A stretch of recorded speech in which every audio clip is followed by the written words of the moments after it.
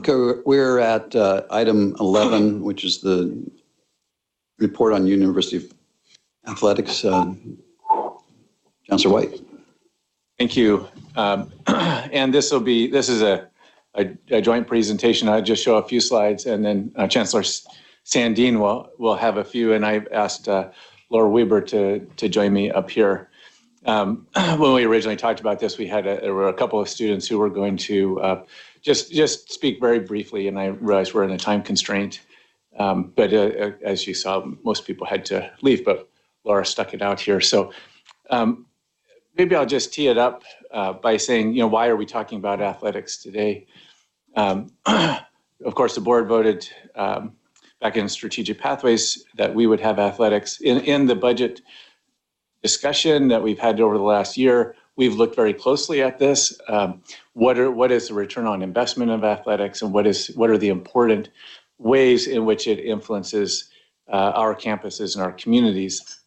As I mentioned earlier, the president early in this year charged Matt Cooper from the council's office and the athletics directors with looking at what are the different options for athletics in different structures of the university.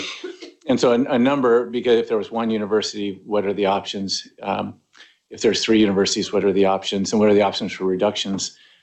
And that group came up with a set of options, but all of them, it ended up with the conclusion that there was a net return on investment in athletics, and that's something that we should pursue regardless of structure. Why November? Why this board meeting? Students come to the university at all different times of their life, and they come and leave at different times. And but student athletes are a specific group. They have 4 years of eligibility, and they come out of high school typically with 4 years that they commit to a university. And these athletes come from all over the world, and Laura's from Germany. She'll mention that in just a second. But from all over the world, we have 155 student athletes at UAF spread in just 10 teams, only 53 scholarships available. So most of these students are not only committing to 4 years at UAF, but they are also tuition paying students, and they're students who are lifting up the campus in lots of different ways, lifting up the campus in leadership capacity, in volunteering.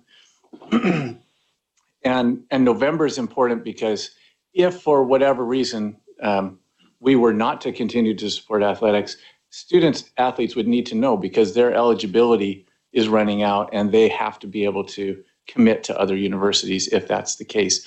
We, of course, as a part of the NCAA rules, have to release them to do that. So there's a whole bunch of decisions that would have to be made.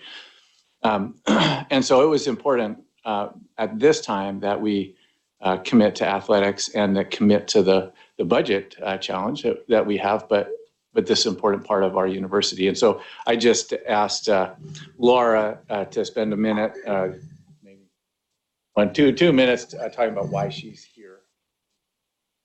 Yeah, so my name is Lara Weber. I am from Berlin, Germany originally, or I am, and I'm on the UAF volleyball team. I'm a chemistry major with a concentration in biochemistry, and I think I can speak for all student athletes that we are first and foremost students and then athletes, and we are aware of that fact, and we're doing the best we can to represent it that way as well. I know I'm not the only one that comes from all over the world. We have a lot of students that are from different countries. We have a lot of students from different states in the United States, and we have a lot of students also from Alaska. And I think that's what's great about athletics, bringing so many students from all different places together, kind of putting the Alaska universities on the map, because I personally had never heard of UAF until I got recruited by them. And I chose them because they were a great natural science school and because they were such a unique school. And what made me stay was our great faculty and everyone I've met so far here. And I know I'm not alone with that. I know a lot of people, even when we travel as a team, ask us, oh, you guys are from Alaska. We're like, yes, we're like University of like Alaska Fairbanks or Anchorage, no matter what team's traveling. And we try to tell them who we are, where we come from. And I think that's very important that we are kind of like advertising as good as we can, this like university, our university or the university system wherever we go. And we're trying to be aware of that fact that we are representing the school no matter where we go. And we're doing our best to like make sure we put a good picture of whatever school we're presenting out there. And I love being here. It was always my dream to come to the United States and play my sport here and just get my degree at the same time. I've had nothing but amazing professors so far, so I love UAF. I want to stay here. I'm actually honored to have my department chair join me tomorrow for the game for Faculty Appreciation Day. And we have a lot of other student athletes that bring their professor for that. And I think that shows just another aspect, building those relationships between faculty, like professors or just staff, and the student athletes or students in general, having them come to games, having community from Fairbanks or Anchorage or wherever come to the games, show their support, and us giving back to them, going in and volunteer at the Denali Center or an animal shelter, just trying to give back to them for what they do for us. And I think that's another aspect. One, bringing people from outside of Alaska, outside the United States even, to come here, and then to get everyone that's here involved. And I think we've also seen that people that have come from other places, after they finished playing their sport and after they got their degree, decided to stay in Fairbanks or in Anchorage or in Alaska and still wanted to make an impact on everything and still get involved. I think a lot of us, all of us, are very honored to represent our universities, and that's why we're here. Thank you. Hey, Guten Nachmittag. Hoffentlich Ihr Besuch hier, Ihr Fairbanks-Besuch ist ausgezeichnet. Very much so. Good. It's my third year here, so I keep coming back. Please. I was just going to say that before you go on with your talk about athletics, that personally for me, there'd be no way that I would want to see athletics disappear from the program. Not only is it a sports experience, but there's so much more to learn from it, especially as you go through life. We have some fine examples going on throughout the United States now. I think of, well, one of the things about athletics is you love to win, you know, how they say that winning isn't the only thing. I mean, winning isn't everything, it's the only thing. But somehow you have to learn how to lose too. And right now I think we have a lot of people in the United States who haven't learned that they lost in perhaps the last election or whatever it may be. So there are a lot of lessons to learn, and many of them transfer over to the remainder of your life, as they have for my life, having been an active participant in athletics. So I'm glad you're here.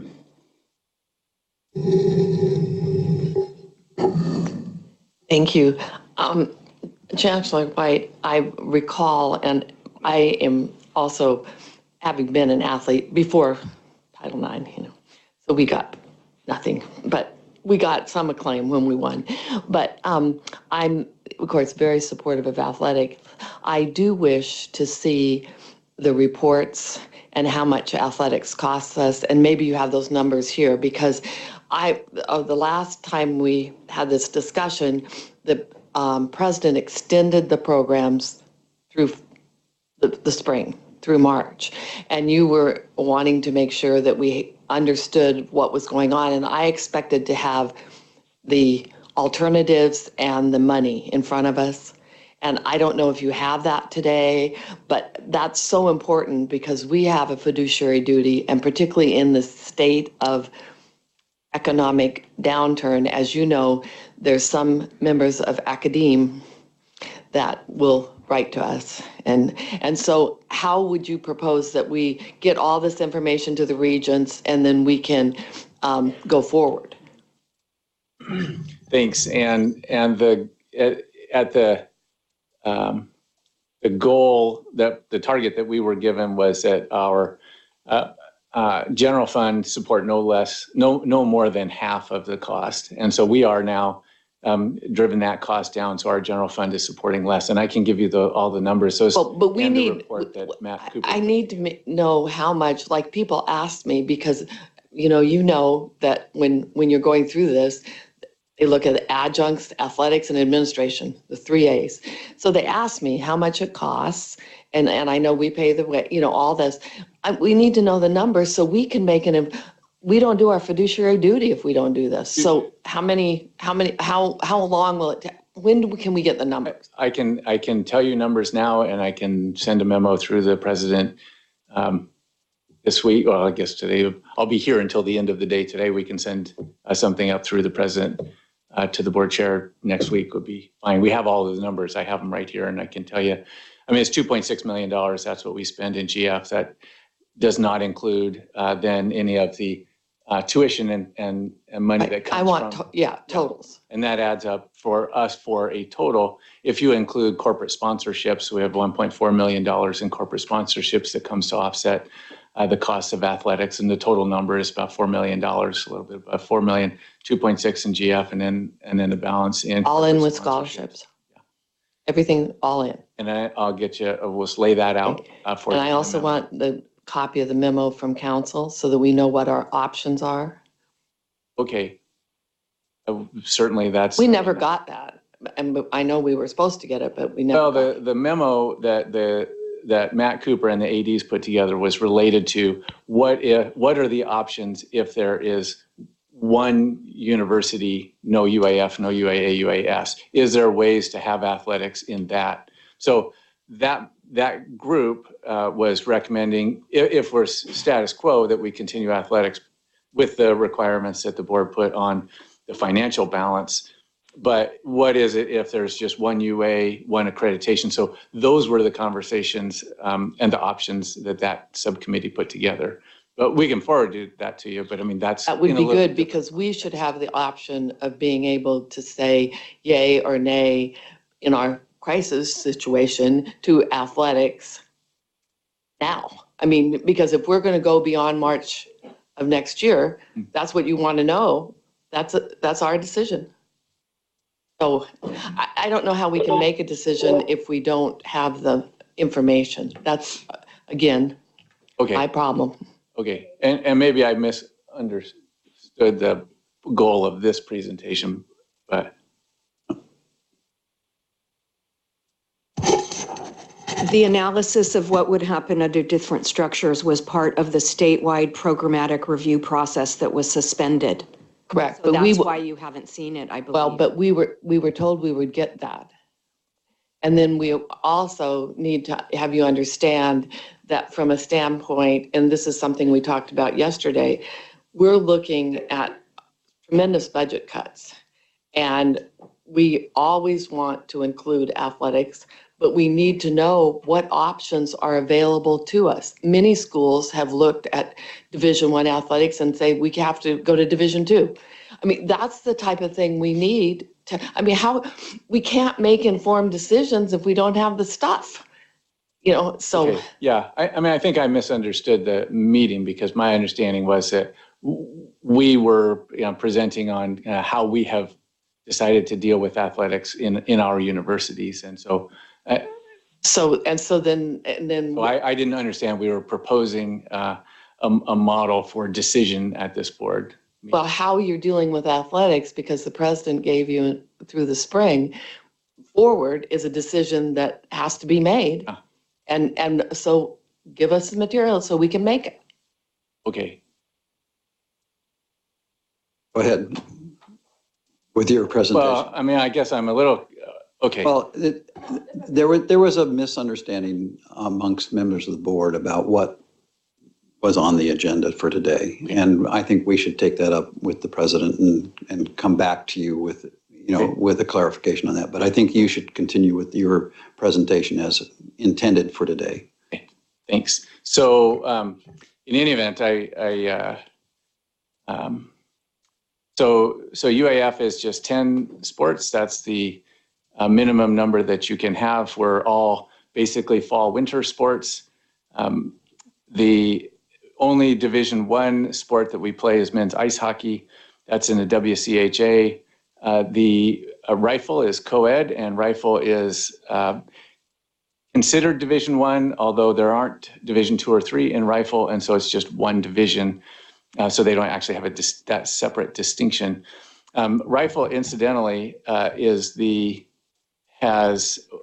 gotten berths to the NCAA playoffs every year consecutively for the last 33 years. That's more consecutive playoff berths than any other team in any sport, in any university, in any division in the country. So, yeah, good on them. And incidentally, Kathy and I have talked a lot about athletics with the president as something that builds camaraderie between the universities. It's a competition, but it's a healthy competition between UAA and UAF, and we're in the same conferences, so we play each other frequently, and actually that is a savings for us. So as we looked at, the challenge presented to us was just take a look at athletics and figure out how it's going to get integrated better into the university. Over the last kind of years running up to strategic pathways, I think athletics was kind of largely separated from the university. And so we have spent a lot of time and effort putting together a strategic plan and a strategic financial plan on how to integrate athletics well into the university community. And that is this vision that's up there that we put, there's what's called the Vanderbilt model, which integrates athletics into the student affairs office. And so Keith Champagne, who's our vice chancellor for student affairs, is also our athletics director, so that the student athletes are just as part of the student community as any other. And as Laura said, they are first students, second athletes. But you can see here, just a couple of elements from the strategic plan, some strategic actions that are internally focused, making sure that we're compliant, making sure we have effective fiscal management, a health program. There's a lot of pressure on student athletes with their travel schedules and their academic schedules. They finish in 4 years, typically, focusing on student athlete development and diversity and inclusion as our internal goals. And then we have external goals, which is increasing fundraising. They have been largely separated from the fundraising arm of the university, so we're looking to integrate that, and I appreciate Susan Foley, President Foley's commitment to including athletics as part of the campaign, and then also doing better with our marketing and communications, our fan experience, and raising revenues through our facilities and operations. And then I'll go on to, I just put 2 slides in here on our fiscal strategy. First one is to talk to fans and what is it that is a good simplified pathway to giving for the fans. So this is the Give What You Can Blue and Gold Pride campaign. Again, targeted to people who are already engaged, individuals who are already engaged in athletics and fundraising. And then the second strategy is to look at stewardship of donors that are broader than the fan base, because a lot of our donors want to give to athletics because athletics is what connects them to the university, whether they're in this community or not, whether they're part of coming to the games, but they want to contribute to athletics. And so we're looking at that stewardship as building an important fund raising and financial strategy for athletics. And although we have dropped now below the line of less than 50% of the money is coming from the state, we see that continue to decrease through some of these strategies. And I'll end there and ask Kathy, and I can stay up here or leave whatever you. Chancellors, do you have are you just beginning to work on the financial strategy, or do you have a dollar amount in mind? Because I remember we used to have big booster clubs up here, or in the old days, and that was very good, healthy money. And it is, and we have there's 2 main associations that raise money for athletics, and it's the Hockey Alumni Association, which is chaired by Scott Roselius, and they raise hundreds of thousands of dollars, and they donate that to the university. And the other is the Face Off Club, which does a similar thing. Okay. Thank you. All right. I appreciate the opportunity to talk a little bit about our athletics program also. And I think the point that we want to make is, and for those of you who can't see me who are on the phone, I'm wearing a wonderful UAA Seawolves baseball cap for this presentation. We have both come to the decision and in concurrence with the president that we're making a commitment to go forward with our 2021 athletic season. That's really important to make that decision now because our teams are out, our coaches are out recruiting, and our teams, our coaches and teams and athletes need to know about the future. And we believe that we have a sustainable model, and especially with the partnering opportunities that we're going to be talking about. So this picture up here, we want to talk about our student athletes, and I want to reiterate that the key word is student. They're here, students first, athletes second. You're looking at our Division I women's gymnastics team, and as you know, over the summer, they were probably the most committed group of students to attend various Board of Regents meetings and to make their opinions known and their presence known. And they're a great team. We, in terms of athletic or academic achievements, in spring of 2019, our cumulative GPA for our student athletes was 3.35. That's one of the highest ever at UAA. And in fall 2018, we had 45 student athletes with a 4.0 GPA. We have a total of 13 teams. We play fall, winter, spring, and 160 athletes.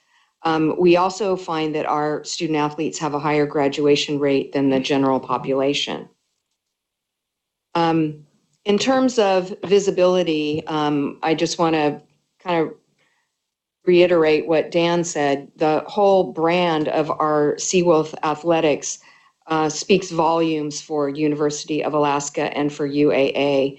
I remember speaking to a flight attendant on an Alaska Airlines flight, and she asked me what I did. And when I mentioned, I'm Chancellor of UAA, she said, those UAA athletes are the most respectful. They really represent the university well. We fly them all around. So they really take seriously their role as ambassadors for the university. And I think we saw that with all the UAF Nanook athletes who came here today in order to show their support. We have over 70,000 visitors a year to our campus. So there's great visibility and promotion in a positive sense of our universities through our athletics programs. In addition, we have a number of corporate sponsorships and partnerships where we bring in sponsorship revenue to support the athletic program. Probably the best known would be Alaska Airlines and our Alaska Airlines Center. But other notable corporate sponsors include GCI, ConocoPhillips, also local partners and sponsors, Providence Health, Hyundai of Anchorage, and so forth. Our students really take seriously our partnership with the community, and they log over 2,000 volunteer hours every year on average. So in terms of our success, we have one of the most successful Division II programs in the country. So Seawolves placed in the top 20 of 310 Division II institutions in our conference, and we've been in the top 50 finishers for 12 consecutive years. Women's basketball earned its 5th consecutive GNAC conference championship. We had 3 team conference championships overall last year, 4 individual national championships. 5 teams finished in the top 10 of their respective NCAA championships. Our coaches get national acclaim as well. Ryan McCarthy, who's our women's basketball coach, received the award, the GNAC Women's Basketball Coach of the Year. Tanya Ho, who is our gymnastics coach, and it's her first year as head coach here at UAA. She came to us from California, Sacramento State, where she was an assistant coach there, and she received the gymnastics coach of the year from our conference, and the list goes on and on. So we're proud of their athletic success. Now, in terms of the financials, it's very similar to UAF. we have more teams, so the overall budget is a little larger. The overall budget for athletics, all in revenue sources, is 8 million, and of that, 3 million is UGF. So other sources of revenue support, and we are always looking at being more efficient. I also want to point out that our student athletes, most of them do pay tuition. So they bring in tuition revenue. And if we did not have the athletics program, they would probably choose to go someplace else because being a student athlete is important to them. They've invested years and years, as have their families, in supporting their athletic endeavors. So we're always looking at efficiencies. And in terms of this group, these groups that have gotten together to talk about, what we might do with athletics, we identified some real opportunities. For example, joint procurement. Between the two universities, we probably buy, for example, a lot of hockey sticks a year. What if we combine those contracts into one? So we're going to be working more strategically on those sorts of things. In addition, joint licensing agreements. Because combined, when you think about both programs, all the athletes, all those contacts, it's a substantial amount that these sponsors would get. So I'm really excited, and we're really excited about those possibilities. And this was really something that popped up during the conversation about the consortium model, where we'd figure out how we would share and collaborate more. So enhanced fundraising, that's part of our strategy as well. I do need to point out that we did have a glitch last summer during the time of uncertainty. And we lost 10 of our student athletes who transferred to other programs.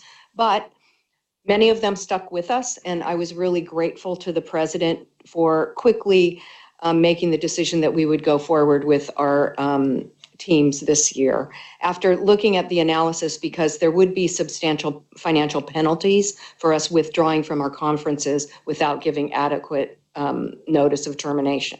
So we did that kind of cost-benefit analysis, and we realized that it was much better for many reasons to go forward with the season, and that's part of the rationale for going forward with the season in the next year.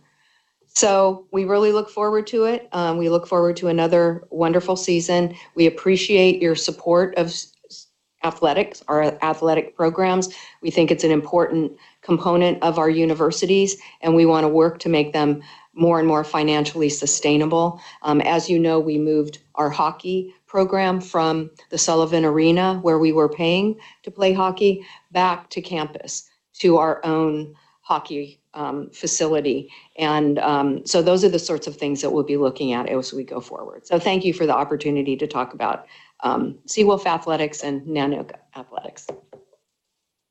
So I have a question and a comment.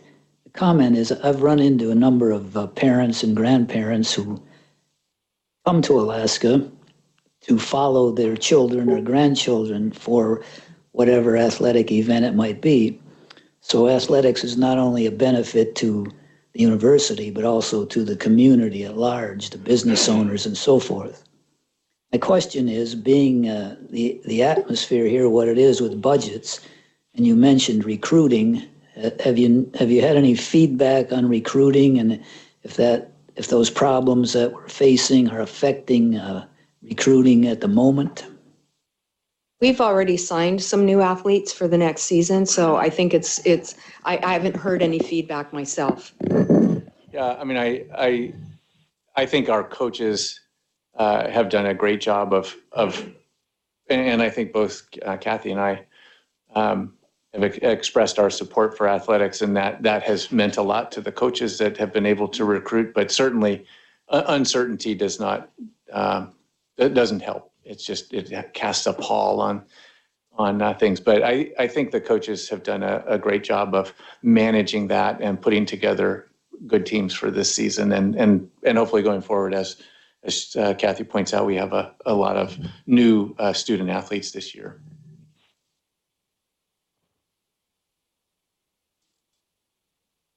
Right. Thank you very much. Appreciate that. Oh, question. Sorry. Thank you, Chancellors, for the presentation. Chancellor Sandine, you mentioned there's a penalty for withdrawal from the conference. What is that penalty? I don't have those numbers in front of me, but as I recall, it was in the millions, the penalties. Because 500,000, you told us. Yes. Right. 500,000. So it adds up, and then we also have obligations for scholarships for the students we recruited if they choose not to transfer to another athletic program. So when we did the analysis, it was quite a large sum of money. I don't have the number right at the tip of my tongue. Mr. Chairman, could I ask that the chancellors provide us the money, the dollars and everything that you indicated? And then also if you have any indication of how much monies the additional philanthropy might bring in, and also anything from Matt. And then the region, or at least I will, if I have additional questions of Matt, I'll inquire, because I very much feel that when we're just beginning to look at academia, and when the cuts come to academia, we're going to be hearing, concerns. And of course, that's not what's on the table right now, and so, and if this presentation was supposed to be our acquiescence in having athletics go forward, which, we were supposed to vote on it. So I think that we need to figure out who's in charge, because we, as a board, talked about having a conversation about athletics and getting all the materials from you. So as Mr. Chairman pointed out, I guess there was very much a miscommunication. So thank you, and I'd like the information as soon as I can. We'll work through the president to provide that to you and the rest of the regents.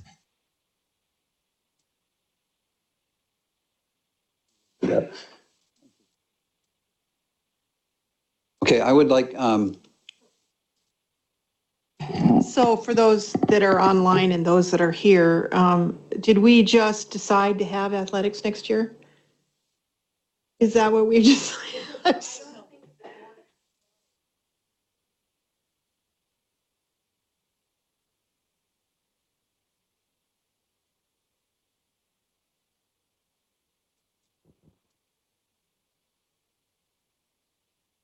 I think what we've heard is that there's a lot of penalties for suspending, for changing at this time in November. And I think what is happening is that we had an athletics group, and when we suspended it, we asked the chancellors and the president to come forward with selected areas and the information from selected areas, whether that was completed or not completed, and supplemented with your own work.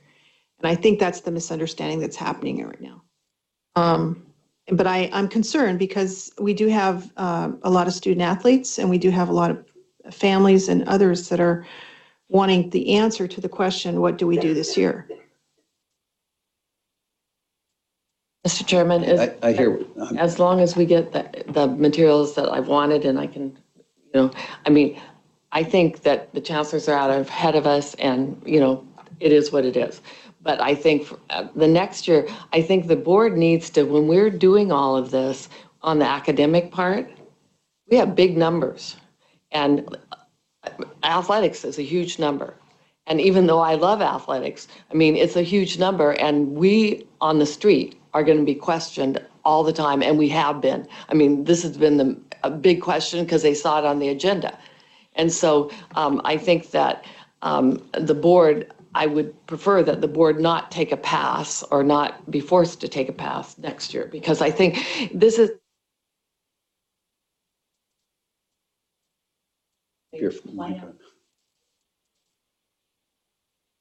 We'll get the information, and then we'll have a conversation about revisit this.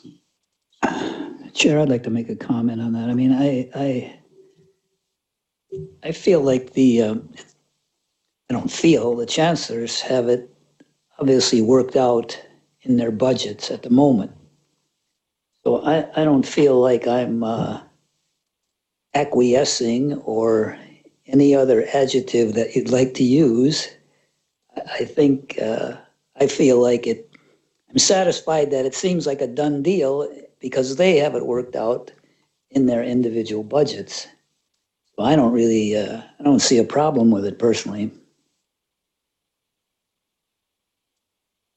there are differences of opinions on the Chair board. And Davis, we'll, it's we'll, Dan. we'll deal with those. Regent Anderson. Yeah, this agreement between everybody has been made without board approval. So I have some issues where, the phrase came up there's a lot of money out there and a lot of student athletes, but it is, we have a lot of students, academic students that carry the weight of the finances at the university. So it's something that really has to be balanced. We can't just automatically accept a decision. I think the chances are out in front of us. Thanks.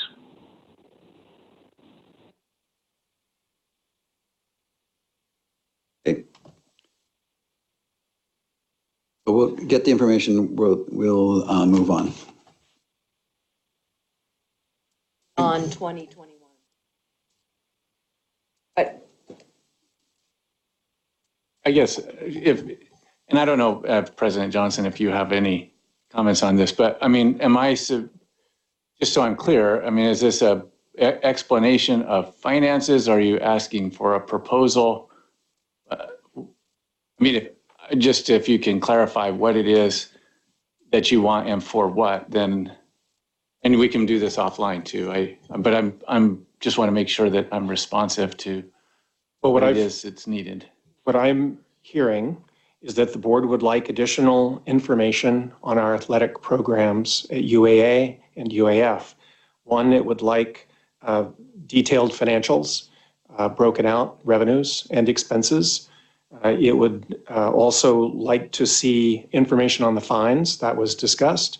And third would be projections of other additional revenues that could be generated from philanthropic sources in particular. So the board is asking for that information. And that is my understanding of what the board wants at this point. Oh, yes, and I'm sorry, and the memo that Matt put together with the vice chancellors for athletic student services, the athletic directors. So a question for President Johnson. We're going to, in a little bit, be discussing the FY21 budget. Is it your recommendation that we include in the FY21 budget funding for the athletic programs at UAF and UAA? As you will see, there are very few specifics in the FY21 operating budget. And at this point, the athletic programs would be included in the FY21 budget request. They're not specifically called out. There's not a number. That's correct. The UGF, right. Although the budget we asked the legislature for, as you've correctly identified, here includes all funds.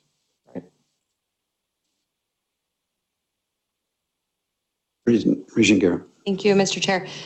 For clarification, because I've at this point gotten confused, do our chancellors have the appropriate information going back to their campuses as they talk to their athletic directors at this point?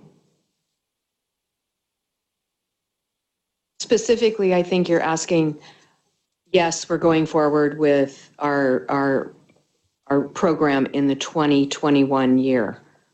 I understand the timing is off, and I understand the desire and need to look in more detail, but I'm hoping that you'll trust that we have enough funding to go forward with 2021 despite the budget cut, and that going forward beyond that, we'll do a more detailed plan in conjunction with the board. So what we're asking for is, yes, we're going to go back and say, yes, coaches, yes, student athletes, we're going forward with our program for 2021.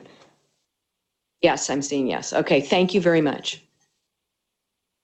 Okay, listen, I'd like to, next, I want to move one item up on the agenda for a couple of different logistic reasons. And that's item 18, UA development. And Vice President Foley.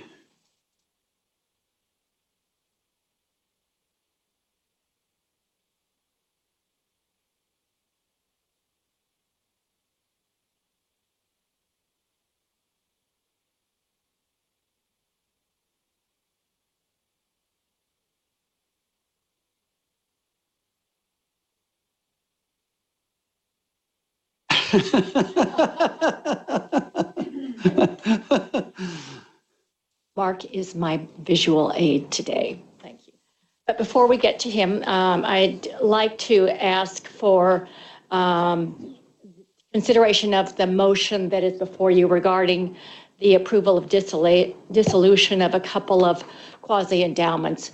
Quasi-endowments are endowments that were originally established by the Board of Regents.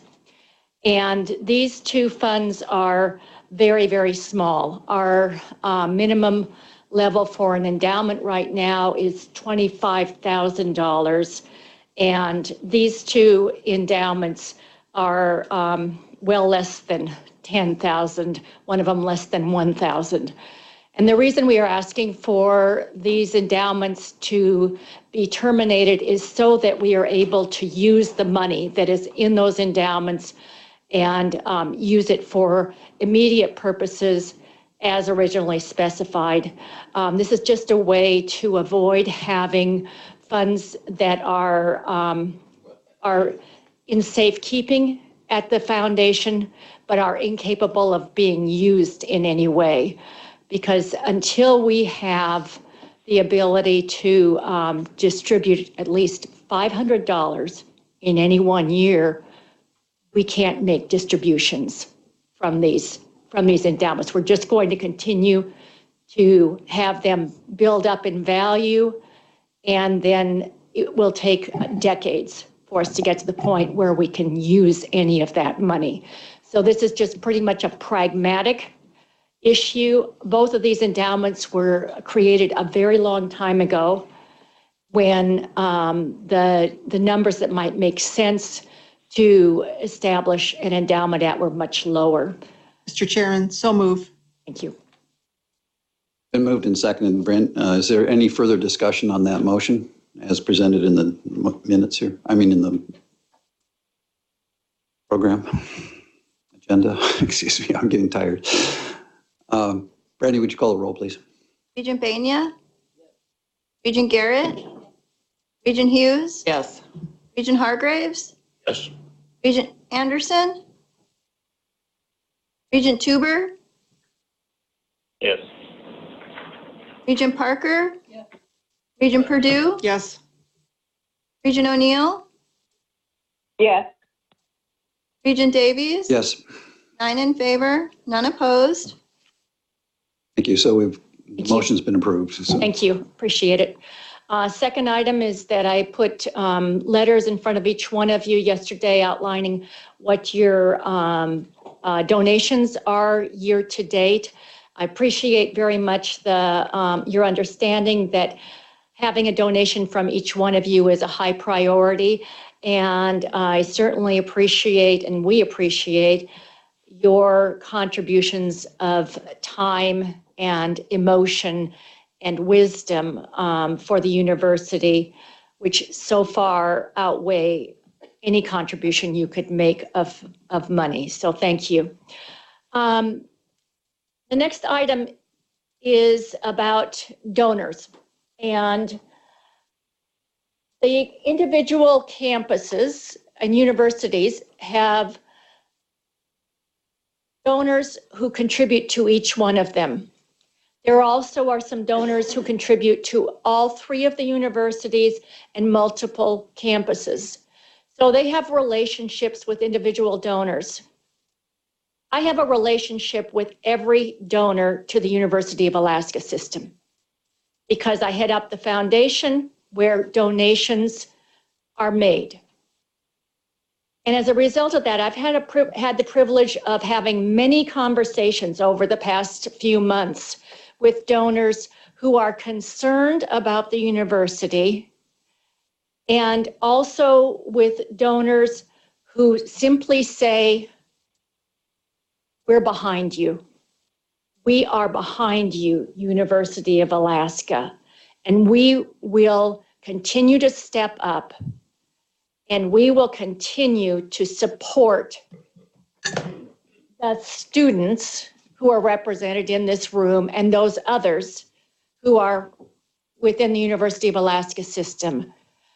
And when I have these conversations where people are concerned, I always suggest that we raise our vision and look toward the future, because this university has been here for a century. It's going to be here for many centuries to come.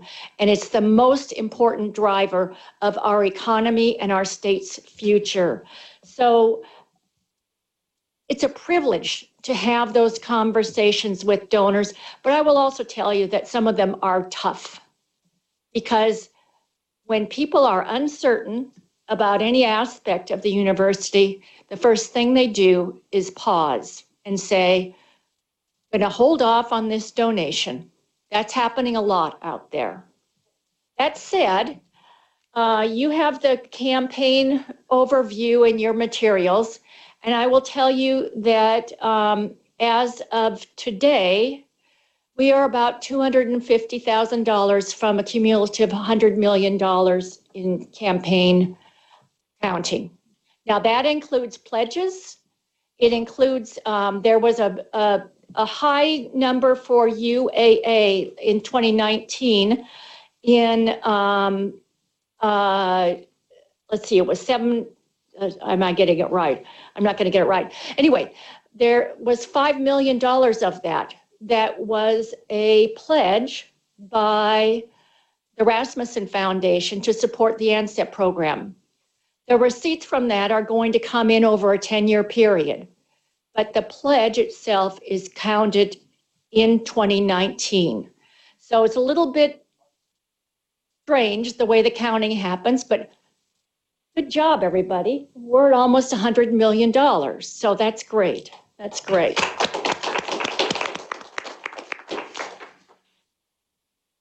Last year, about $3.4 million in student aid, about $17.5 million in distributions from the endowment for the benefit of the university.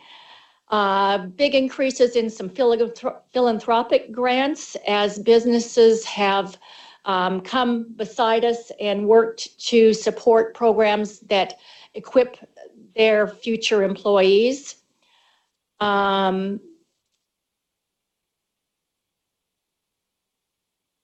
want to encourage you as we move forward and are doing fundraising to be very strategic in how we accept those philanthropic grants from companies.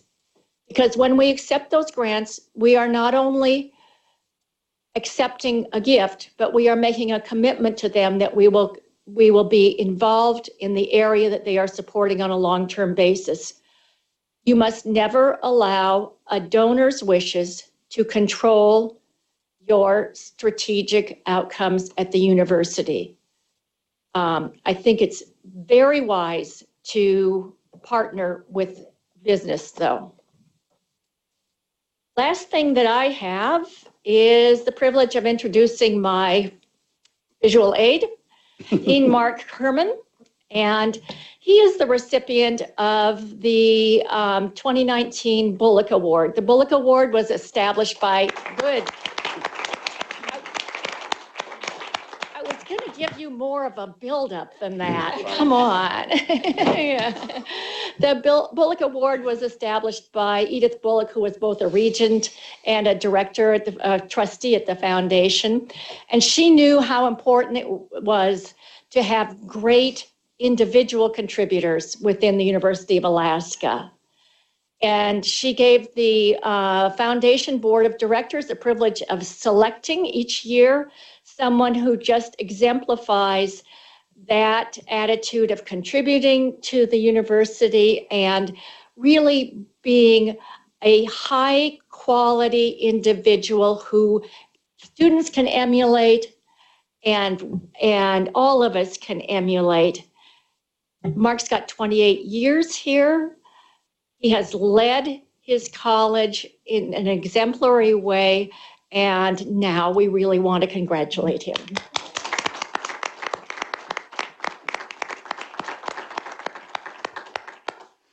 And I am going to close with that unless...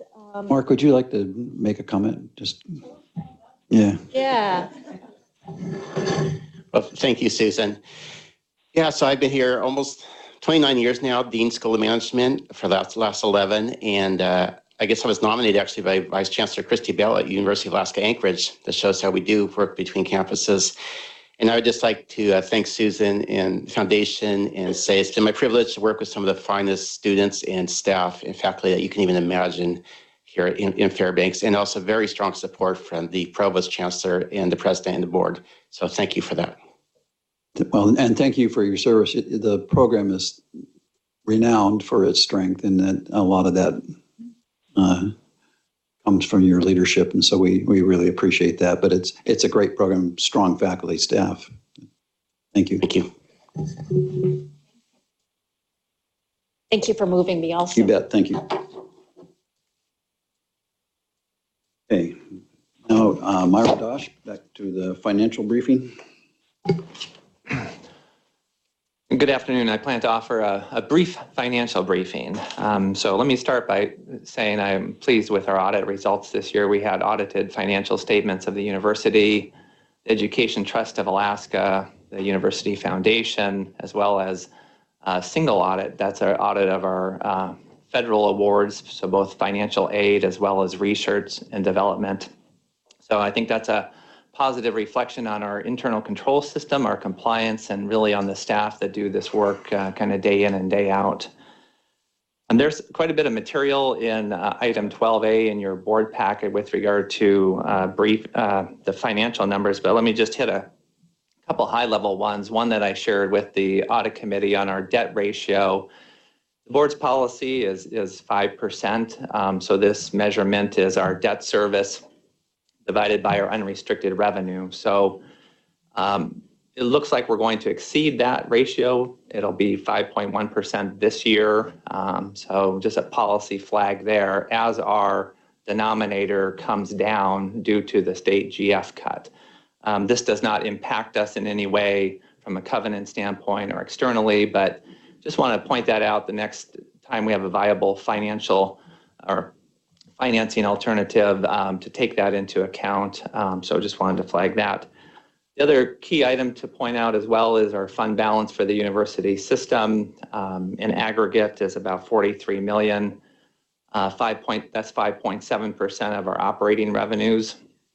I think so. This is a good operating level as we move into expected years of revenue decline. As well as I wanted to comment on our fiscal year to date numbers. There's a page in there which shows our quarter to date, so through September, our expenditures and revenue. You're already aware of the general fund decline. The only other thing on the revenue side to point out is that our tuition revenue is down about $4 million over the prior year, and this is, in my view, directly related to enrollment declines in this fiscal year.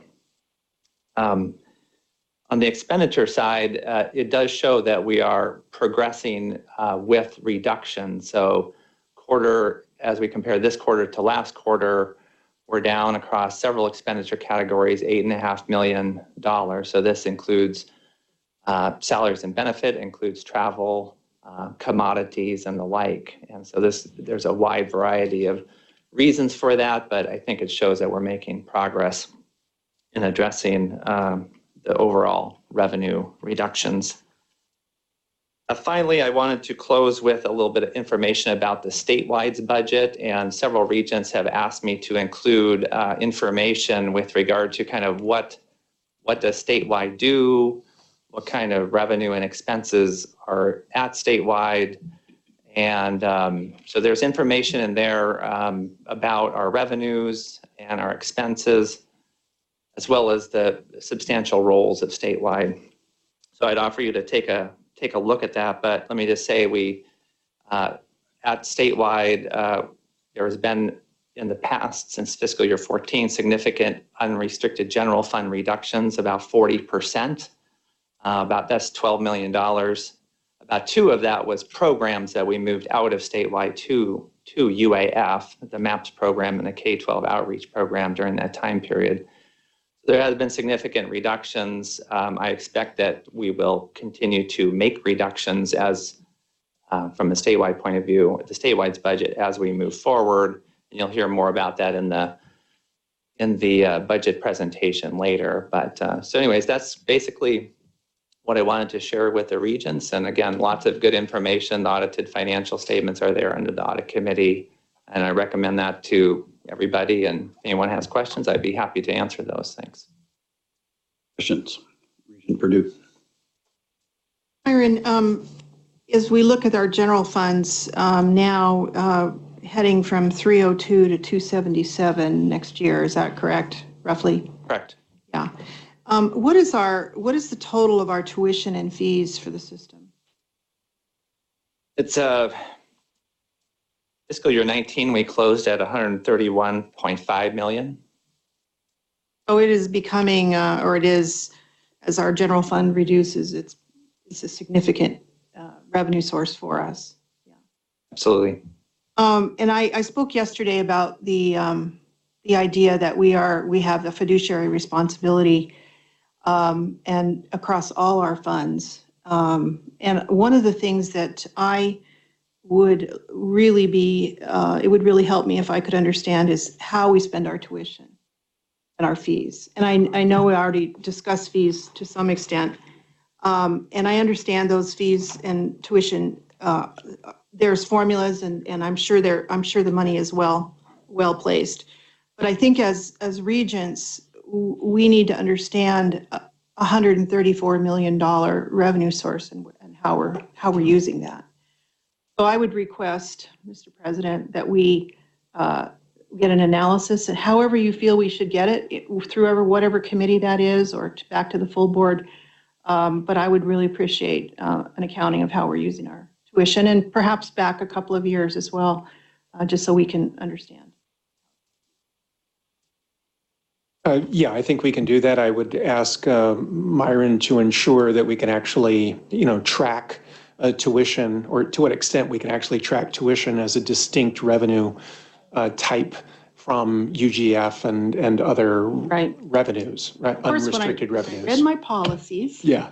It's that we track it. We must track it separately. And also, I want to reiterate one of my frameworks for this. Which is that as most state agencies, there are no dedicated funds in spending. So program receipts are returned to the general fund. We at the university have a special status. We have a special statutory status to collect our receipts. But our receipts are very large. I want to give you some numbers here. The entire budget for the judiciary in the state of Alaska general fund is $107 million. The entire budget for the legislature is $64 million. The entire budget for the office of the governor is $23 million general funds. So I believe that we need to be transparent and we need to account for the tuition and fees in a way that we can answer any question that comes up. And I just think it's insurance, and it's prudent for us to do that as we're looking at all our revenue sources. Thank you very much. Any other questions for Myron? Seeing none, thank you very much. I appreciate the report. And I appreciate all the work, incidentally, on the audit process. That a couple issues there that we need to look at, but overall, it was a positive report. So thank you. And we move on to item 13, the UA budget discussion. President Johnson.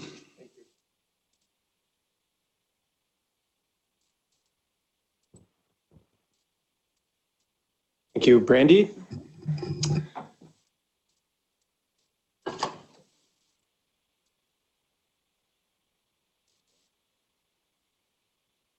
Okay, so we'll touch on our goals and measures, and of course, I will note here the questionable utility of especially the measures given the disruptive year that we have had. Review quickly for you the governor and UA compact, because that certainly pertains in a major way to the budget request for FY21. the legislative language in the current year budget that we must address, and then I'll lay out for you here the FY21 operating budget and the capital budget. And recall that we reviewed the operating budget, capital budget for 21 in the September meeting. So this is the second review reading of it for purposes of approval and then transmission on to the governor. So just to touch base here, these are the goals. And when we build the budget, we certainly look at fixed costs and utilities and compensation and matters like that. But on the operating side, we really try to organize as much as we can about our budgets, operating budget in particular, according to these goals. What will advance the state's economic development and workforce development, our research, our degree attainment, and cost effectiveness. And all of these issues, not in that order, of course, are top of mind and have been discussed during this meeting here in November. And again, we're going to need to come back at a later meeting with more specifics in terms of the actual measures themselves, because again, the very disruptive experience that we have had. There's very questionable validity to a number of these measures. And we, of course, will come back to you with those. But I do think it's still very helpful to keep our focus on these 5 high priorities, the what's here established by the board for the university overall, as we set the frame for the more detailed discussion of our operating budget. So here's a financial summary. I have a couple more slides on the compact. And of course, on the operating budget, you know the numbers well. And on the capital budget, there was a commitment of $5 million in the current year, and then to be determined in 21, and that should probably be 22 there. So that'll be TBD. And of course, noting here that we continue efforts as reported on by Vice President Rizek and Ed Fogels, our contractor. Good effort and good progress is being made on the land grant deficit with strong cooperation from the governor's office and his team at Department of Natural Resources, and I should say his team back in Washington, D.C. In terms of the commitment, there are 2 sides. The university's commitment is described here, so continued operating cost reductions and administrative reductions, strengthening the role of community campuses. And I had a meeting with the community campus directors within the last couple of weeks, and this item was of keen interest to them, as you would expect. And my sense of the strengthening role here really comes from expansion of access for students at our community campuses to programs from across the university system. And I think that is a tremendous way in which our community campuses can play a stepped up role in their community campuses.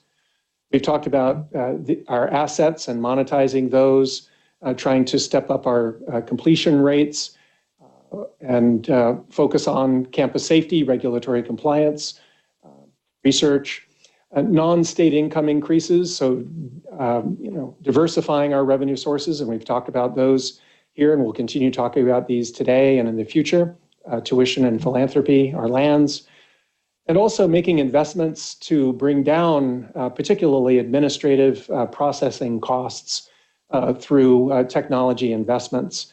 And then a provision of the compact was consideration of structural consolidation, including a single accreditation.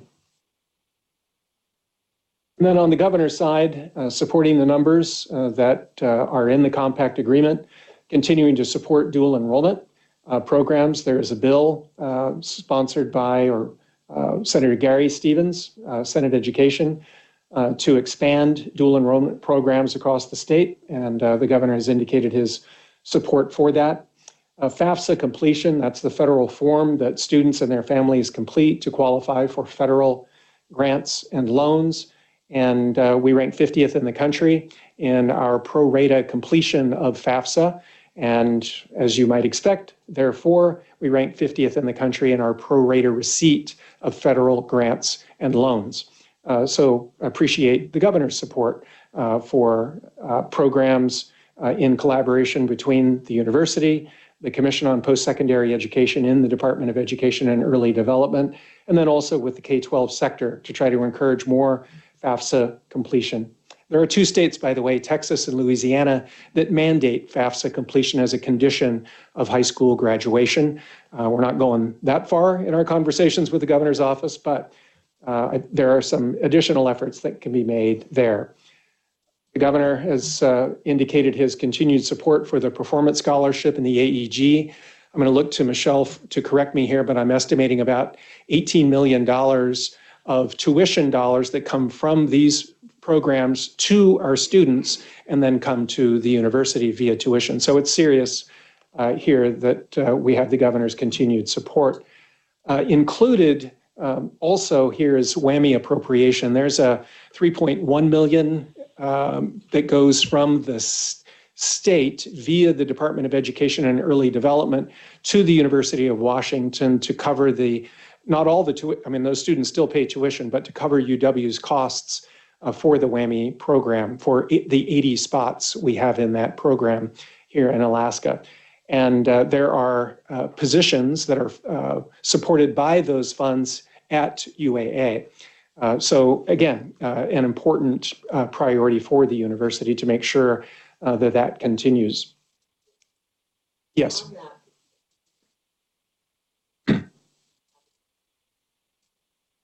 Is there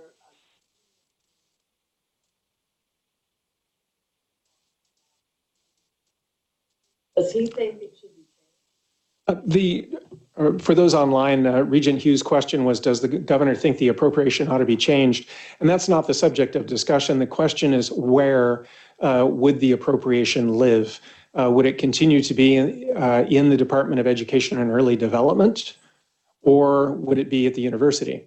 We have a number of cooperative programs at the university, Washington State, chemical engineering, I think at UAF, I think, is it Creighton University, Chancellor Sandine? Right, so we have a number of these collaborative programs already. And so the question here is, where should the WWAMI appropriation be? That has been a topic of and that I was inarticulate. That was my question. Okay. That has been a topic of discussion. Okay. Right. Yeah. And yes, we certainly can. The next issue here is actually 2 pieces of this. One is to support any reimbursable service agreement requests that we have to move money from one appropriation to the second appropriation that we have in the current fiscal year. And second is to support returning to a single appropriation next year. Continued support for facility debt reimbursement, 1.2 million land grant, again, supports that. Increased collaboration between state agencies and the university. This is a common topic over the years, particularly on the research side, that we'd like to have more state research done by the university. But it also includes things like a collaboration that we have with the Department of Community and Economic Development to support a position at UAF to support revitalization of native languages.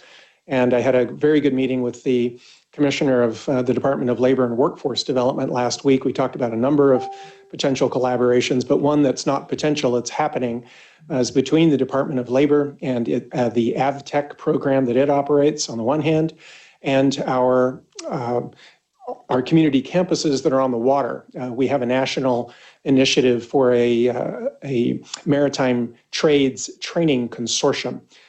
So a number of our campuses at all 3 of the universities, along with the state and AvTech, working hand in hand back in Washington, D.C. for funding for a maritime trades training initiative here. I believe, and I'm looking at Miles, it's been put through the authorization phase at the federal level. Now we're waiting for the appropriation phase to be completed. He's nodding his head. So good collaboration on that front. And then to the extent we have other budgetary items that can support transformation of the University of Alaska, the governor is committed to support those, or at least consider those. Yes. So the students said something, or some of the students, not everyone, said something that really struck me, which was this feeling that the scholarship programs feel up in the air. And I understand why they feel that way. And I see back on this list, D, that is this the governor's committing to the Alaska Performance Scholarship and the Alaska Education Grant programs? Yes, it is. Now, the interesting thing here is that these are funded by the Higher Education Fund. Yes. Right? Which the legislature, with administration support, has for several years tapped from behind and taken that fund down to pay for various things like PERS and TERS and unfunded liability. And the WWAMI is also funded from that same higher education fund. Would we know more on December 15th when his budget comes out around this issue? I would hope so, yes. And of course, this past year, the uncertainty came from the late Sure. resolution of that issue, because those scholarships for our students, as they testified here, were very much up in the air, literally weeks before the beginning of the academic term.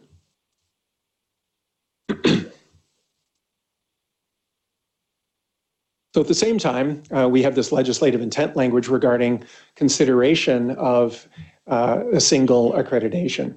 And we are required to provide a report on this. We're also, of course, required to provide a report on our progress on our side of the compact agreement by December 4th to both the governor and the legislature. And so there is certainly some crossover here between the two reports. Mr. Chair, I have a question. Mr. Chair?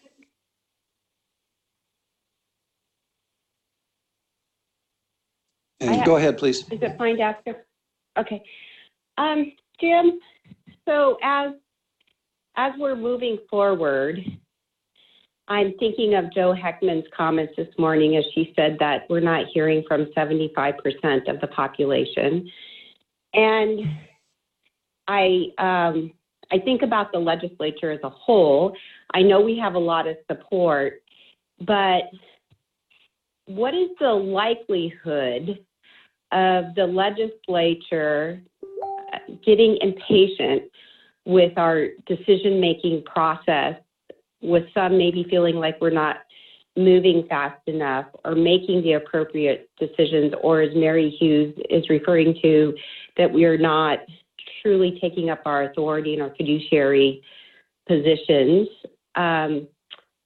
What is the likelihood of the legislators starting to legislate and demand certain ways in which we should move forward with these budget cuts? Regent O'Neill, it's difficult for me to respond to that and put any number to the likelihood of something like that. The legislature is, yes, they sometimes meet in the same building and in the same city, but they don't seem to be of one mind on many things. And of course, this language is consideration of this issue rather than pushing us in a particular direction, although I'm sure there were people in the legislature who want us moving in this direction. So I think there's a lot we have done to demonstrate, document that we have considered the intent language of the legislature.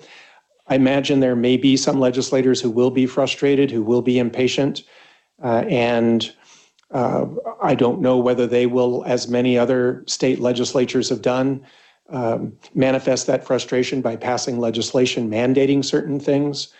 We learned a little bit about that yesterday, of course, in the workshop, that's happened in some other states where they've wanted to legislate transfer. They've legislated faculty workloads, actually, in some states. And of course, it's certainly not in the university's interest to get to that place, given the important role the board plays under the Constitution in governing the university.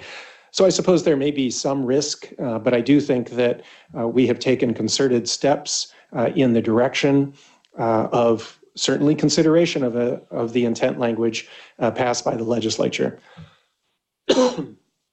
And I think if I could continue here a little bit, one of their biggest, I think the legislature, when I talk with them, they're keenly interested in and support the Regent's 5 goals. They love the idea that the university is focused on economic development and research and workforce development, increasing educational attainment, and of course, becoming more cost effective.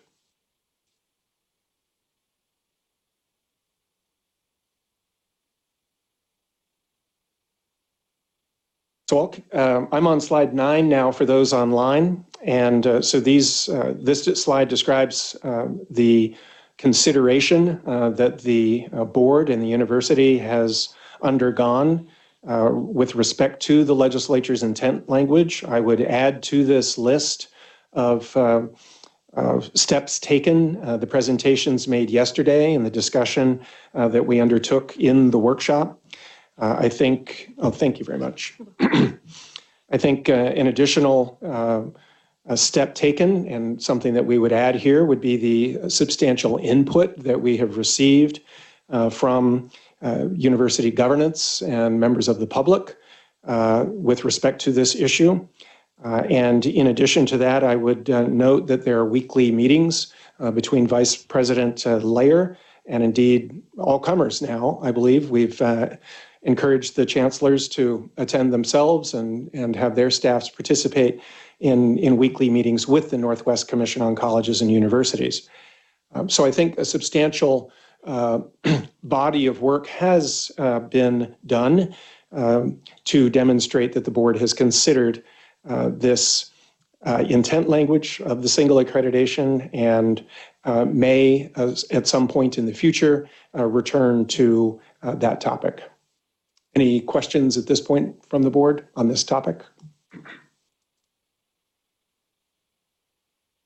In response, we will be, and this is an area where we seek guidance from the board, and that is how we actually prepare and have the response authorized. It is the board's response, and I'm happy to lead preparation of that response on behalf of the board to the governor and to the legislature.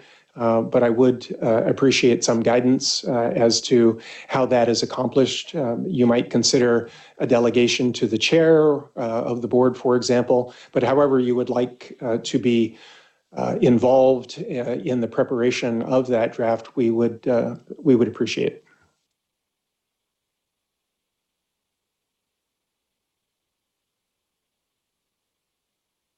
So I'll move on then to take up the operating budget itself. This is a familiar chart. We've changed the colors just a little bit, but the blue is the unrestricted general fund. The red is the reductions. This, of course, now includes FY21 and projected FY22, in as much as those are part of the compact agreement with the governor.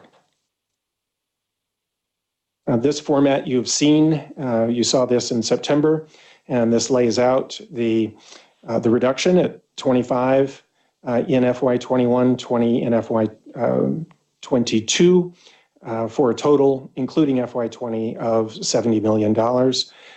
Then investments there each year.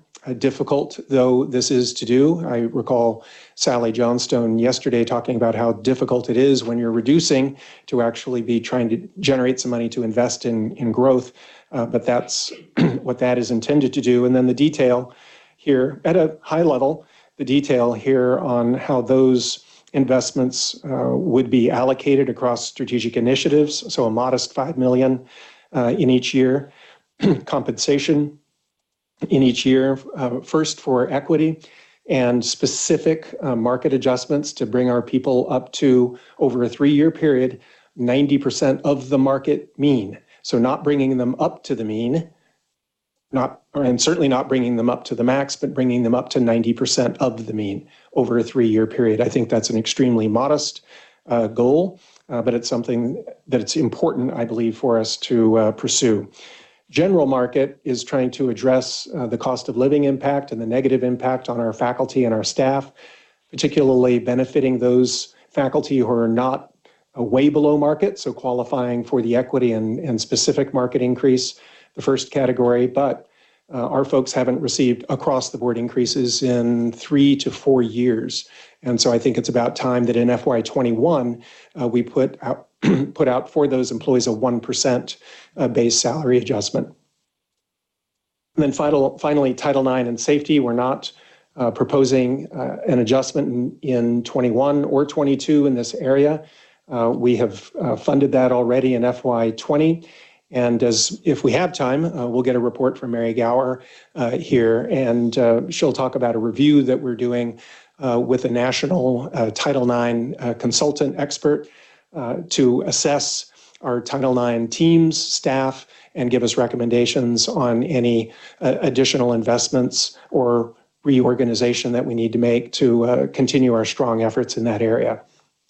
And so that you don't see any increases over the next 2 years in that area, again, because we really stepped up proactively to make those investments. Note here, important note, that this whole category of strategic investments involves reallocation within each of the universities. There's no new money intended. There's no new money out there from the state anyway to fund these reallocations. Now, if there's a tuition increase, if that can generate additional revenue, if we somehow miraculously get a big spike in enrollment, which would be the best of all possible worlds, that would generate associated tuition revenue, which would help our universities take care of these reallocations into these priorities. But I'll pause there for questions or comments from the board.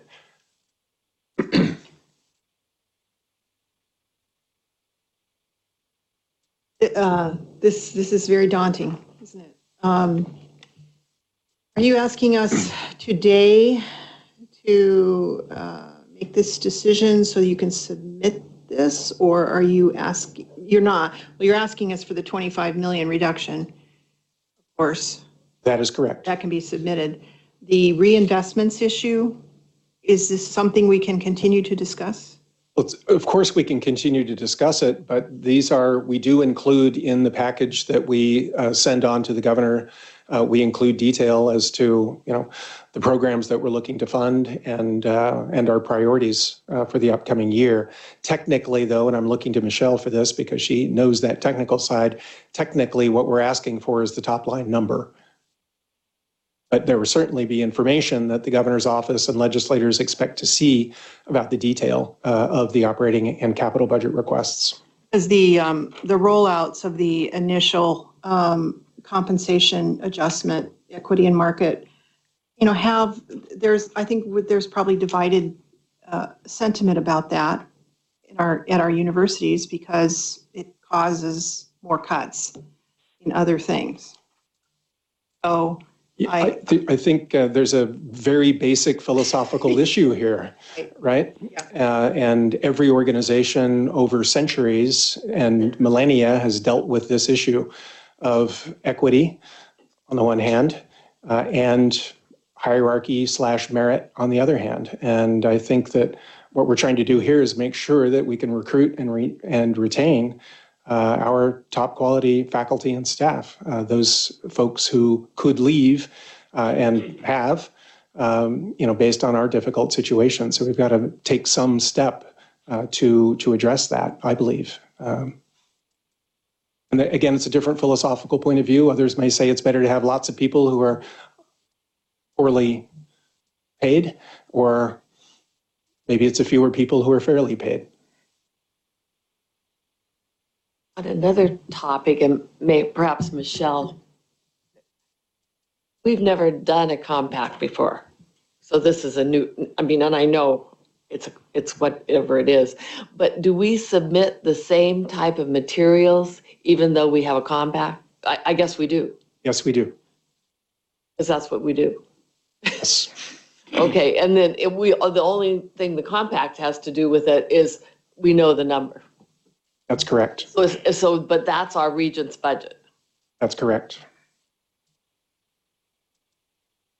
If I may, President Johnson, Regent Hughes, there is an operating budget reference document in the packet as well when we get to the motion. And basically it just shows, and of course, like you mentioned, this is the first time we've had a compact or a negative budget request. Yeah. You'll see a line item that just shows the negative 25 million general fund unallocated reduction. And then you'll see the compensation, increase of 7 and reallocation of 7. So they basically net each other out because we're not getting any additional funding for that. Each university is reallocating that. And same thing with the strategic initiatives that the president just mentioned. So again, a 5 million in and out that just nets each other. So that the request that's actually going in is negative 25 million.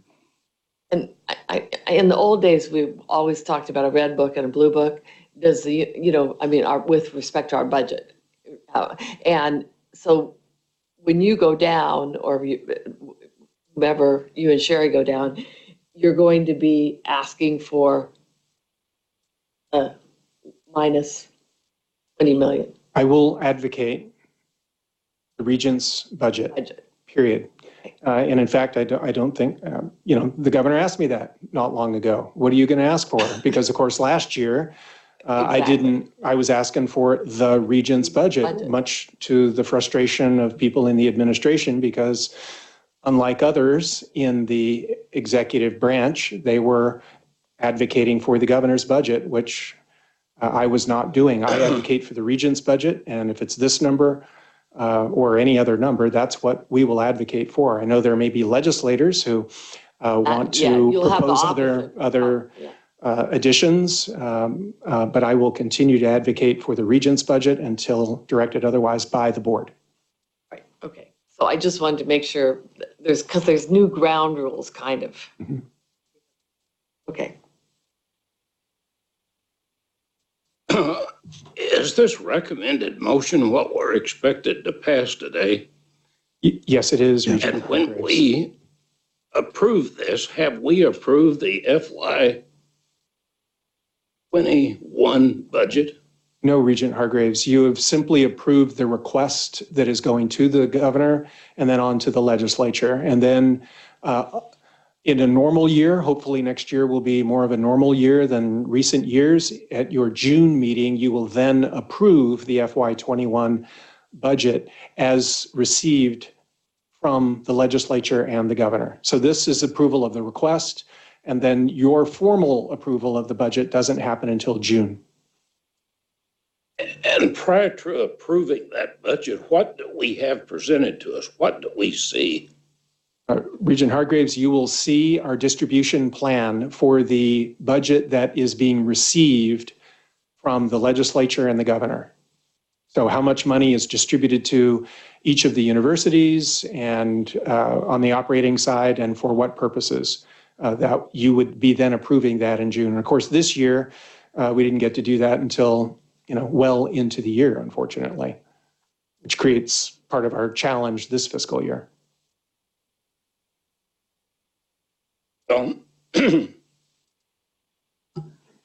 I just have had a real hard time understanding this university's budgeting process. I'm at a complete loss about so much of this process, and it must just be me, but I could just pass it off that it's complicated, it's a big budget, but I have so many questions about this university's budget that there doesn't seem to be any answers for. Regent Hargraves, we're happy to take time with you to talk about any question you have about our budget. We have, however, limited time, and does the thing exist as a document somewhere? When yes. I've asked a couple of times for, and it would probably be that high.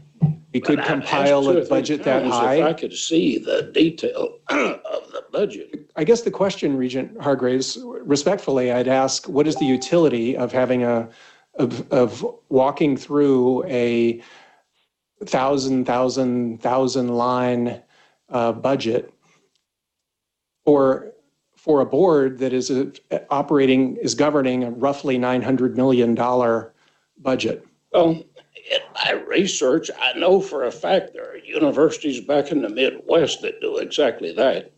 The Board of Regents has a 2-day workshop just on budget, and they can get their questions answered. How many vice presidents are there on this campus?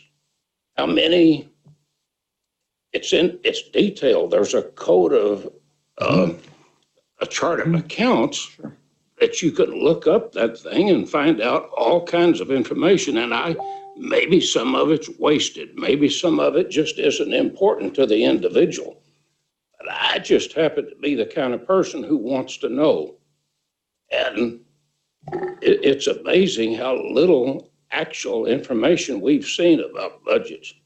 Everything's a summary. Everything is a plan.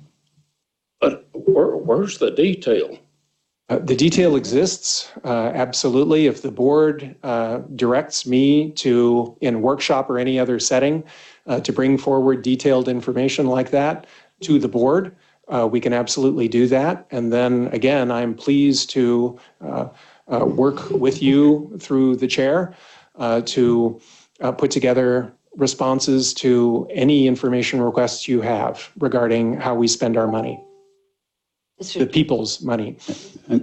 Maybe it would help that this time, every year, because we have to have our what is it called? UGF. We have to have our requests to the governor. It's timed. See, and that's why we do it like this. I mean, and also the budget is not a zero-based budget. That's that, but that's how it is. I mean, that's kind of, so for our purposes, of course, this year, it's easy because we have a compact. Our budget is that. And I need to say here too, that I think you have to be careful because you'll be walking a fine line between looking at the budget and micromanaging. So every little detail, I don't want to see it, frankly. I don't want to micromanage. That budget is a policy statement. That's one of the main things that a controlling board is supposed to do. Mm-hmm.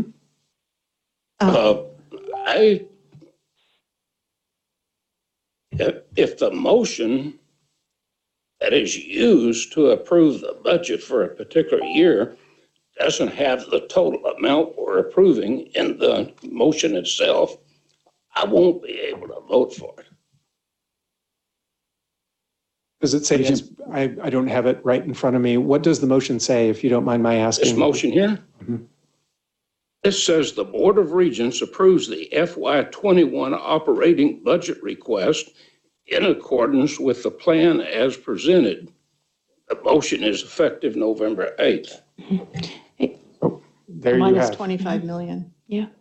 And if I may, Regent Hargraves, in the operating budget reference in the summary sheet that I mentioned, there's something that looks more like a spreadsheet here that shows the negative 25 million if you wanted to see what the total budget request is.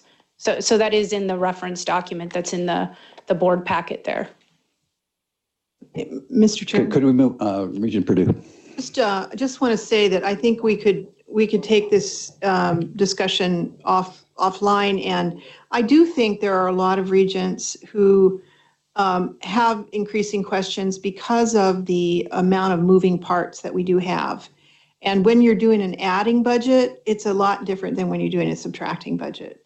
And I do think a workshop idea might be what we need to do, but I don't think we can solve that right this minute. But I understand what Regent Hargraves is saying. I know the detail exists. I know that the board used to get detail, and I think the board itself governed, as I understand it, back less detail over time. So that's just something to know. And but I do think But you actually used to have that. We used to have a lot more detail, but that was, a long time ago, and the board can make their own flavor. But I think a workshop might serve some people, and some people aren't so interested in it. Right, but I agree. I think we can, this discussion could go on for a long time. So I think that let's try to keep moving ahead here. And I think that if there are specific questions, send them to the chair and the president, and we'll get them worked out. And then again, I do like the idea of a workshop. I think the meeting we had yesterday was excellent in terms of getting a lot of discussion happening without the intention of moving through a specific agenda. So I think that's positive, and I think we could structure something that would be helpful for the board in terms of the budget. The passage, the approval of the budget, one of the two major things that we do. So it's important to me. Yes. Thank you. Not yet. Oh. Nope, still doing the overview, but we'll get to that. So next steps in this process, assuming your approval, there are a couple of background steps here in terms of how these numbers came together, but looking forward, assuming your approval, we send this on to the governor, and then in January, we'll be looking at a more detailed proposals from the chancellors as to their FY21 budget allocation. So we've got pretty high level numbers here. They would be coming forward with their higher level, a little bit more detailed at a university level. And then we'll be meeting my staff along with the chancellors, and then moving to present that detail to you on January 17th. As I noted earlier today when on another topic, this won't be the detail that you would be approving in June, but it's a stepwise process to get to that place. And of course, the parallel process that's happening here is the academic program reviews that the universities are leading. And so this is how this all would come together on June 4th. The capital budget is the other piece of this, and this sets a little bit of history here. The green line is what we have requested year over year over year, and the black bars are what we've actually received in capital funding. And you see there in FY12, we got some bonding and a reallocation that occurred. And then again in 17 and 18 to try to really address our deferred maintenance and R&R funding requirements at the university. So there's a big gap. And our proposal for the board's approval is that we ask for that $50 million for deferred maintenance and renewal and repurposing of our facilities across the university system. Our total deferred maintenance backlog is a little over $1 billion. So 50 million would be valuable, but just a small step to really address the full backlog. And then the U.S. array here, this is a seismic network that has been distributed across the state and may be pulled out of the state, and this $2.5 million would allow us to actually take possession of some of those sensors, very important seismic and other sensors across Alaska. And we had this in the budget last year, and we continue to believe, and I support strongly, the need to get this funded in the coming year. So that's the capital budget request.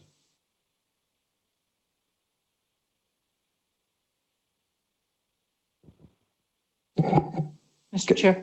Go ahead. I'm glad to see the seismic request, as we got the headline this morning about another earthquake in Anchorage, and things are continuing to shake, and it is valuable information that the university is able to provide our communities around the state. I think there's a couple of other areas, and I wrote my notes down. So the other is with respect to debt reduction, and as Myron pointed out, we're 5% is where we're at, what we like to be at, 5% and under, and we're 5.1, and whether or not we would want to request additional funding to help reduce our debt. So that's on capital budget, and then going back to some of your other comments that you made during the presentation, Mr. President, as you work on the letter to the governor and the legislature, through the chair, I'd be willing to assist if you need. And then one of the things with respect to our operating budget, as we centralize our services, there was going to be RSAs with the campuses to identify their costs that they would then need to be reimbursing, whether it's the campuses or the statewide office. What's the status of those RSAs with the individual community campuses? Well, very good.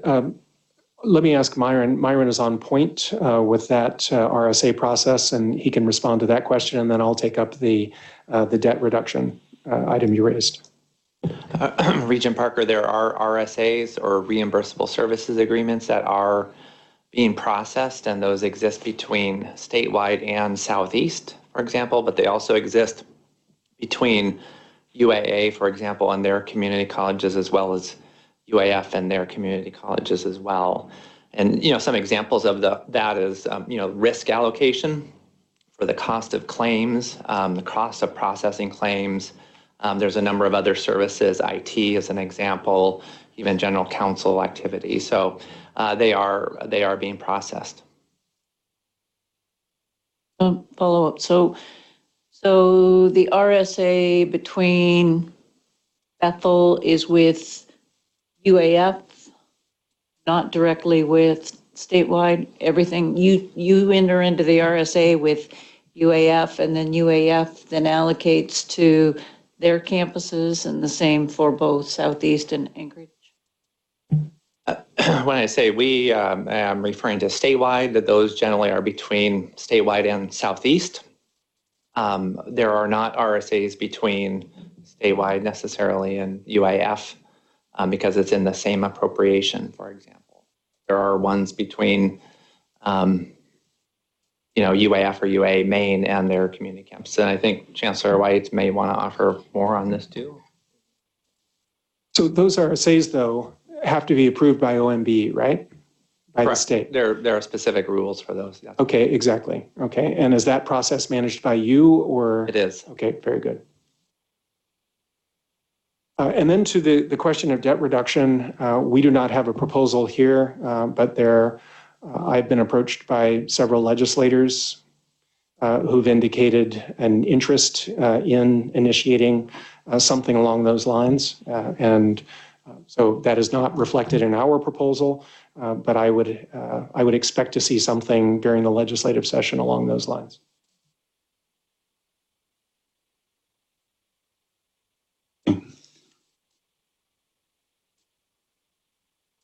You want to? That concludes the You want to go to the presentation. motion at this point? Yes. Okay, so there's the motion is the Board of Regents approves the FY21 operating budget request in accordance with the plan as presented. The motion is effective November 8th. Is Regent Hughes moved it? Is there a second? Regent Daniel second. Is there further discussion of the motion? And none. Brandy, would you call the roll on the motion, please? Regent Banya? Regent Tuber? Yes. Regent Hughes? Yes. Regent Garrett? Yes. Regent O'Neill? Yes. Regent Hargraves? Yes. Regent Purdue? Yes. Regent Parker? Regent Davies? Yes. 9 in favor, none opposed. The next motion is on the capital budget. And that's the Board of Regents approves the FY21 capital budget request in accordance with the plan as presented, and it's effective November 8th today. Been moved and seconded by Regent Banya. Any further discussion on the capital budget? Seeing none, Randy, would you call the roll, please? Regent Purdue? Gotta go. Well, not on the first one. Okay. Yes. Regent Garrett? Yes. Regent Banya? Yes. Regent O'Neill? Yes. Regent Parker? Regent Hargraves? Yes. Regent Tuber? Yes. Regent Hughes? Yes. Regent Davies? Yes. 9 in favor, none opposed. And then the other capital one is the 10-year capital improvement plan. The Board of Regents approves the 10-year capital improvement plan as presented, and the motion is effective today. I'll move. Regent Garrett, seconded. It's been moved and seconded. Brandy, would you call the roll, please? Regent Purdue is abstaining from this. Yeah. Is a conflict of interest on this. Also note that. Regent Garrett? Yes. Regent Banya? Regent O'Neill? Yes. Regent Parker? Regent Hargraves? Yes. Regent Tuber? Yes. Regent Hughes? Yes. Regent Davies? Yes. 8 in favor, 1 abstention. Okay, thank you. I'd like to make one additional motion at this time, and that's with regard to the reports to the legislature and the governor.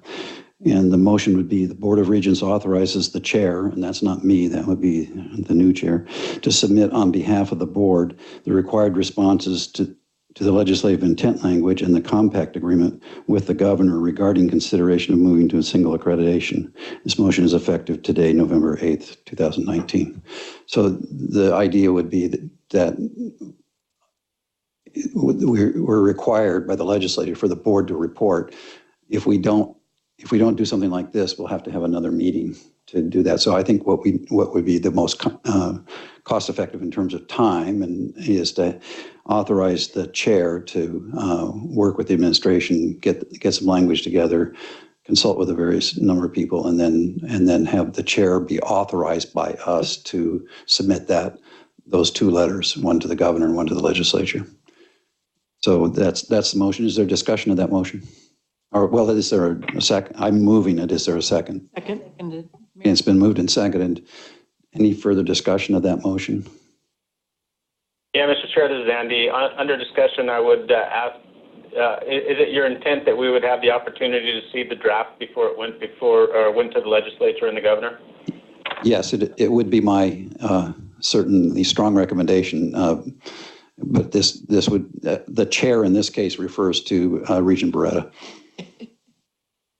Yeah, I understand, but I'm just insistent that we have the opportunity to see it before it goes. Yeah. That would be my clear intent. And would that also include our team, the chancellors? Absolutely. Thank you. With that, I'm supportive of your motion. Thank you.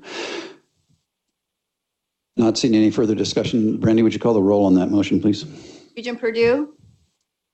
Yes. Regent Garrett? Yes. Regent Banya? Yes. Regent O'Neill? Yes. Regent Parker? Yes. Regent Hargraves? Yes. Regent Tuber? Yes. Regent Hughes? Yes.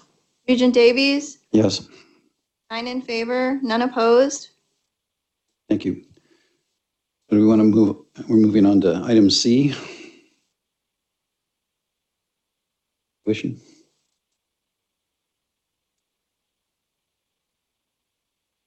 Mr. Chairman, I'd like to make a motion, and then I'd like to make some comments if it gets a second.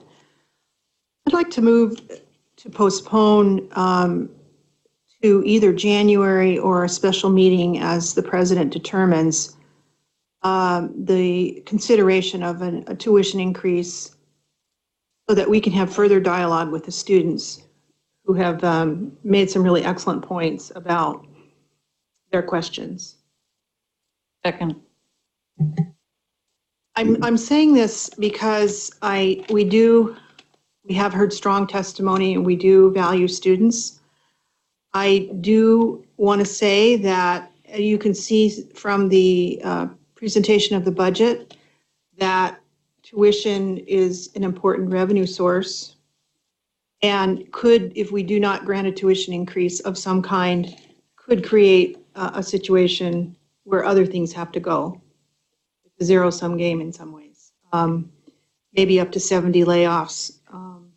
But I do think it's important, or, you may not like the increase, but it's important for you to understand the increase and for us to take the time to have that dialogue. So that is my motion. Thank you. Yes. I'm sorry, did you have a question on the? Just go ahead. I just wanted to make a comment towards that.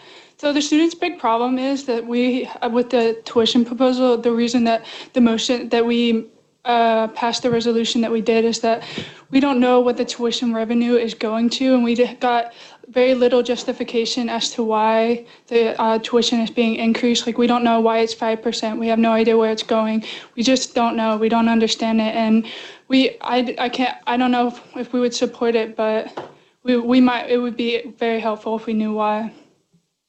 Thank you. Is there any Mr. further Chair, discussion of the motion? I have Regent O'Neill, go ahead. Yes, so I would like to ask the president, if we do not make the decision at this time and we delay it, what are the consequences? Well, one consequence, thank you, Regent O'Neill, is, and I'm looking at Paul here and the chancellors as well, one consequence is just timing in terms of informing students of what the rate needs to be or is for the next year. And so we're running into that time requirement. And I don't know, I'm looking actually at the chancellors here or Paul, what that date is. So that's one issue. Second issue is if the tuition increase does not take place, it's roughly, our estimate is about $7 million of lost revenue. And so that's roughly, as Regent Perdue indicated, roughly 70 positions additional that would have to be reduced. And of course, the reason for a tuition increase is, one, is to generate additional revenue in the face of declining revenue coming from the state. The number itself, a 5% increase, is certainly, it is what we have been, it is the rate of increase we have used for a number of years here. And so I grant the students' concerns about continued tuition increases. However, I would note, and as they've indicated in their testimony, our tuition, at least for the university programs, is lower than our peers. And a second piece of that, I think, is that in filling the gap, this tuition increase, if it generated $7 million, would be about 20% of the gap. The other 80% of how we're building the bridge from this year to next year budget-wise would be coming from other sources. So that's the... So it's just really about timing, informing the students. And do we have a time frame? Let's say the tuition increase does not pass and it means X number of jobs. Then what is our time frame that we need to actually make this decision in, so that we can relay that information to both students and staff and faculty? Chancellor White, can you comment on the time frame for us? I mean, we publish the catalog in March. So students start enrolling, and once they start enrolling for next fall, which they will start doing in March, then we are under contract with those tuition numbers. That's a little bit different. It's kind of a funny deadline. I mean, that's a deadline because that's when students start enrolling in it. But of course, it's back up before that in our FY21 budget planning. And our FY21 budget planning is based on revenues, costs and revenues and expenses. And so while the deadline for contract or for catalog publishing is March, of course, we're talking right now about the FY21 budget. So. Sorry, Chancellor Sandine. Thank you. So I just consulted with our Vice Chancellor for Student Affairs by text, and in February, that's when we set the budgets for students receiving financial aid. So that's kind of a deadline that I think we need to hit in order to make sure that those students come to us. So I think that's the time frame that we're looking at. It gives us a little bit more time. January or earlier January. would work. Correct, yes. Okay. Mm-hmm. Can the motion be amended to bring it up at our, I'm not doing this right, at our January meeting? That was the That was the was motion. that It the was either motion? January or at a time that the president determined if it needed to be earlier. I'm sorry, Regent. Okay. Regent Daniel. Just a general comment. Something I've noticed in my short tenure on this board is that there seems to be hardly any major decision that it doesn't put off. Board is an expert at putting things off instead of taking action. Sometimes it seems like it's paralyzed in that fashion. Well, I'd just like to say that in this particular instance, I think that we heard a large amount of concern on the part of the students about this, and a lot of that, I believe, is just a absence of information so they can understand some of the questions that they had, and I think that we can, by delaying, I support the motion. I think that by delaying a reasonable amount of time, not too much, but a reasonable amount of time, it would give us time to circle back and have an opportunity to answer some of those questions. So I appreciate your concern about moving ahead, but I think that one of my goals, at least my short-term chair as chair here, is to make sure that we have an adequate amount of dialogue with the staff and students and Oh, faculty. I understand that totally. It was a general comment. Okay, I appreciate it. Things are put off. I think he's referring to my motions. Go ahead. Okay, a lot of what I heard yesterday at the workshop is that the Board of Regents wants to create bridges and open up communication and have a better dialogue with the governance groups, and postponing this motion and opening up that dialogue would demonstrate that the Board of Regents is committed to this. So That was my point too. Thank you. a long way. Need it. I agree with you, and I'm all for collaboration, because good ideas come from everywhere. But in my past experience, I have found oftentimes that collaboration can lead to paralysis. Okay, so any further discussion on the motion? This is the motion to postpone consideration of the tuition increase to the January meeting or a special meeting as determined by the president and the chair. That meeting prior to January. Correct. Yes, okay. Prior to the January meeting, right? Right. I mean, The 17th, right. Okay, any further discussion? Seeing none, Brandy, could you call the roll on the motion? Regent Banya?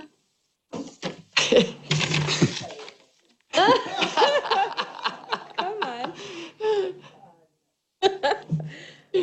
Regent Garrett? Yes.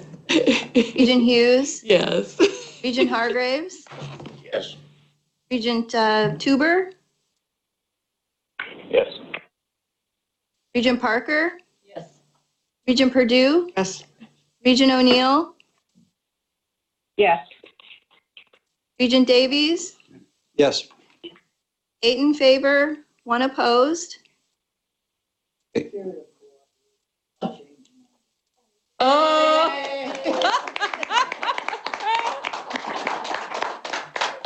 in favor, none opposed. Thank you. All right, well, thank you all very much. We're going to take a 5-minute break and then come back to the agenda. Mr. Chair? Mr. Chair? Regent O'Neill, go ahead. Yeah, I just want to say that I'm having to get ready to go catch a plane, and so I am signing off. Okay, thank you very much. Thank you. Bye-bye.